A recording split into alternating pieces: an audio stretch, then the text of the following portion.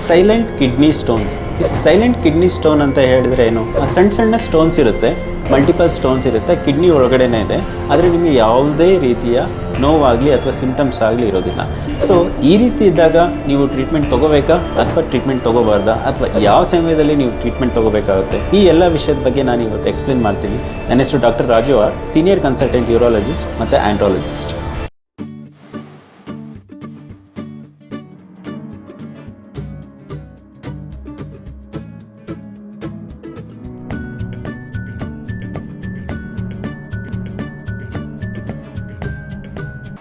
Silent kidney stones.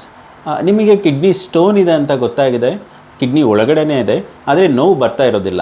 So ಅದರಿಂದ ನೀವು ಸುಮಾರು ಸರಿ ಕಿಡ್ನಿ ಸ್ಟೋನ್ ಟ್ರೀಟ್ಮೆಂಟ್ ತೊಗೊಳ್ಳೋದು ಅವಶ್ಯಕತೆ ಇಲ್ಲ ಅಂತ ಅನ್ಕೋತೀರಾ. ಅಥವಾ ಕೆಲವೊಂದು ಸರಿ ನಿಮ್ಮ ಸ್ನೇಹಿತರು ಕೂಡ ಹೇಳ್ತಾರೆ ಕಿಡ್ನಿ ಸ್ಟೋನ್ ನೋವು ಬರ್ತಾ ಇಲ್ಲ ಅಂದರೆ ಅದು ಹಾಗೆ ಹೋಗಿಬಿಡುತ್ತೆ ಅಂತ ಹೇಳಿ. ಯಾವ ಸಂದರ್ಭದಲ್ಲಿ ಅದು ತೊಂದರೆ ಕೊಡ್ಬೋದು ಅಂತ ನಾನು ಹೇಳ್ತೇನೆ. ಈಗ ಕಿಡ್ನಿ ಸ್ಟೋನ್ ಇಂದ ಏನಕ್ಕೆ ತೊಂದರೆ ಆಗುತ್ತೆ ಅಂತ ನಾವು ತಿಳ್ಕೊಬೇಕು ಅಂದರೆ ಕಿಡ್ನಿ ಸ್ಟೋನ್ ಜರ್ನಿಯ ಬಗ್ಗೆ ನಾವು ತಿಳ್ಕೊಬೇಕಾಗುತ್ತೆ. ಕಿಡ್ನಿ ಸ್ಟೋನ್ ಜರ್ನಿ ಅಂತ ಹೇಳಿದ್ರೆ ಏನು? ಕಿಡ್ನಿ ಸ್ಟೋನ್ ಆರಿಜಿನ್ ಎಲ್ಲರಿಗೂ ಗೊತ್ತಿರುತ್ತೆ, ಕಿಡ್ನಿಯಿಂದ ಕಿಡ್ನಿ ಸ್ಟೋನ್ಸ್ ಆಗ್ತಿರೋದು ಅಂಥೇಳಿ. ಜರ್ನಿ ಅಂತ ಏನು ಅಂತ ಹೇಳಿದ್ರೆ ಕಿಡ್ನಿಯಿಂದ ಅದು ಹೊರಗಡೆ ಬರುವಂತಹ ಜಾಗ. ಇದು ಹೇಗೆ ಆಗುತ್ತೆ? ನಾನು ಮೊದಲಿನ ವೀಡಿಯೋಗಳಲ್ಲಿ ಹೇಳಿದಂಗೆ ಕಿಡ್ನಿಗೂ ಮತ್ತು ಯೂರಿನ್ ಚೀಲಕ್ಕೂ ಮಧ್ಯೆ ಯೂರಿನ್ ಪೈಪ್ ಇರುತ್ತೆ, ಅದನ್ನು ಯುರೇಟರ್ ಅಂತ ಹೇಳ್ತೇವೆ. ಸೊ ಇದು ಮೇಯ್ನ್ ಕಲ್ಪ್ರಿಟ್ ಆ್ಯಕ್ಚುಲಿ ನಮಗೆ ಎಲ್ಲರಿಗೂ ಕಿಡ್ನಿ ಸ್ಟೋನ್ ಆದಾಗ ನೋವು ಬರೋದಕ್ಕೆ. ಏನಕ್ಕೆ ಅಂತ ಹೇಳಿದ್ರೆ ಈ ಜಾಗದಲ್ಲಿ ನ್ಯಾರೋ ಇರುವಂಥ ಪಾರ್ಟ್ಗಳಲ್ಲಿ ಕಿಡ್ನಿ ಸ್ಟೋನ್ ಸಿಗಾಕೊಂಡಾಗ ನಮಗೆ ನೋವು ಬರುವಂಥದ್ದು.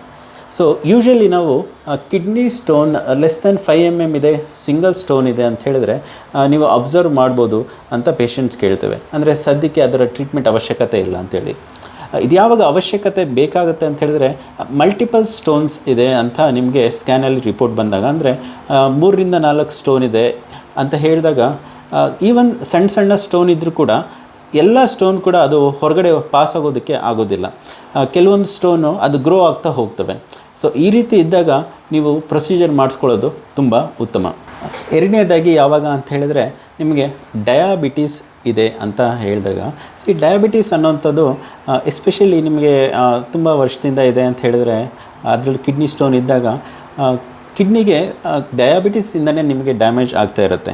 ಇವೊಂದು ಸಮ್ಟೈಮ್ಸ್ ನಿಮಗೆ ಕಂಟ್ರೋಲಲ್ಲಿದೆ ಅಂತ ಅಂದ್ಕೊಂಡಿರ್ತೀರ. ನಾವು ಮೈಕ್ರೋ ಆ್ಯಂಜಿಯೋಪತಿ ಅಂತ ಹೇಳ್ತೇವೆ ಡಯಾಬಿಟಿಸಿಂದ ಆಗುವಂಥದ್ದು. ಇದೇನಂತ ಹೇಳಿದರೆ ಸಣ್ಣ ರಕ್ತನಾಳಗಳನ್ನ ಎಫೆಕ್ಟ್ ಮಾಡುತ್ತೆ.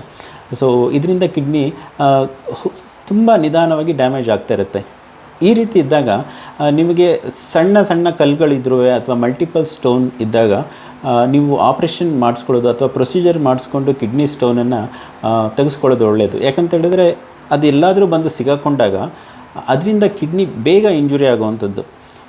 ಏಕೆಂದರೆ ಅದು ಆಲ್ರೆಡಿ ಕಿಡ್ನಿ ಸ್ವಲ್ಪ ಸ್ಟ್ರೆಸ್ಸಲ್ಲಿರುತ್ತೆ, ಬಿಕಾಸ್ ನಿಮಗೆ ಡಯಾಬಿಟಿಸ್ ಇರೋದ್ರಿಂದ.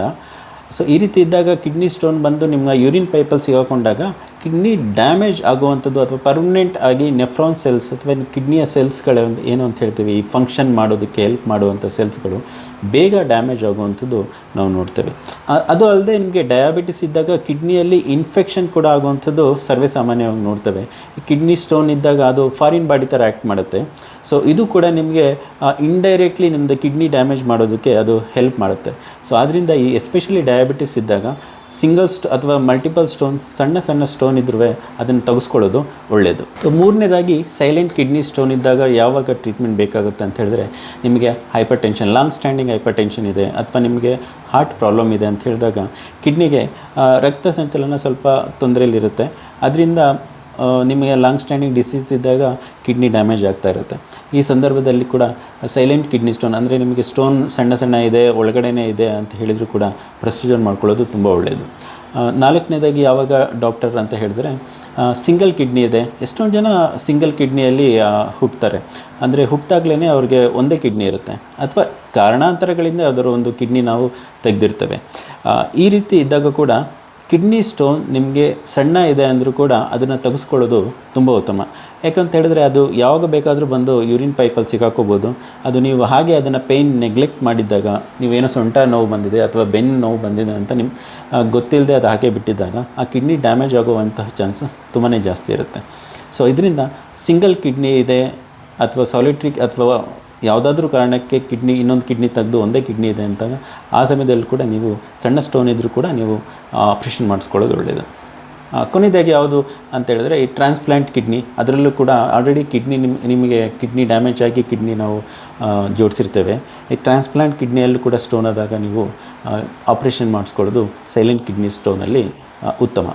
ಕಿಡ್ನಿ ಸ್ಟೋನ್ ಸೈಲೆಂಟ್ ಆಗಿದೆ ಅಂತ ನೀವು ಅದನ್ನು ಮರಿಬಾರ್ದು, ಅದ್ರ ಬಗ್ಗೆ ಎಚ್ಚರಿಕೆ ಇರಬೇಕು. ಪಕ್ಕದಲ್ಲಿರುವಂತಹ ಯಾರಾದರೂ ಯೂರಾಲಜಿಸ್ಟ್ಗೆ ಅದನ್ನು ತೋರಿಸ್ಕೊಂಡು ಅದರ ಬಗ್ಗೆ ನಿಮಗೆ ಗಮನ ಇರಬೇಕು. ಕಿಡ್ನಿ ಸ್ಟೋನ್ಗೆ ಸಂಬಂಧಪಟ್ಟಂಥ ಯಾವುದೇ ರೀತಿಯ ಡೌಟ್ಸ್ ಇತ್ತು ಅಥವಾ ನಿಮಗೆ ಏನಾದರೂ ಇನ್ಫಾರ್ಮೇಷನ್ ಬೇಕು ಅಂದರೆ ಈ ಕೆಳಗಿನ ನಂಬರ್ಗೆ ನೀವು ಕರೆ ಮಾಡಿ. ನಮ್ಮ ಚಾನಲ್ನ ಸಬ್ಸ್ಕ್ರೈಬ್ ಮಾಡ್ಕೊಳ್ಳಿ. ಕಿಡ್ನಿ ಸ್ಟೋನಿನ ಬಗ್ಗೆ ಮತ್ತೆ ನಾನು ವೀಡಿಯೋಸ್ ಅಪ್ಡೇಟ್ ಮಾಡ್ತಾ ಇರ್ತೇನೆ. ಧನ್ಯವಾದ.